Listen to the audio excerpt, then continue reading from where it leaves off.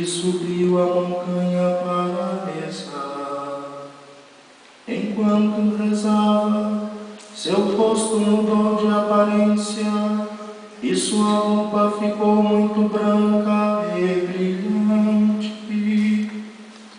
Eis que dois homens estavam conversando com Jesus. Eram Moisés e Elias. Eles apareceram revestidos de glória e conversavam sobre a morte que Jesus iria sofrer em Jerusalém. Pedro e os companheiros estavam com muito sono. Ao despertarem, viram a glória de Jesus e os dois homens que estavam com ele. E quando estes homens se iam afastando, Pedro disse a Jesus: Mestre, é bom estarmos aqui.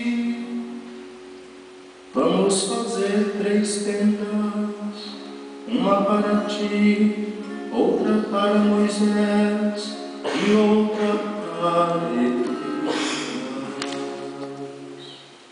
Pedro não sabia o que estava dizendo. Ele estava ainda falando quando apareceu uma nuvem que os cobriu com sua sombra. Os discípulos ficaram com medo ao entrarem dentro da nuvem. Da nuvem, porém, saiu uma voz que dizia: Este é o meu filho escolhido. Escutai o que ele diz. Enquanto a voz ressoava, Jesus encontrou-se sozinho.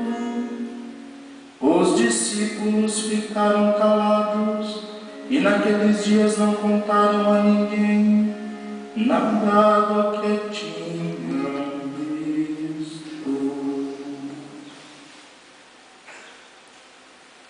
Palavra da salvação.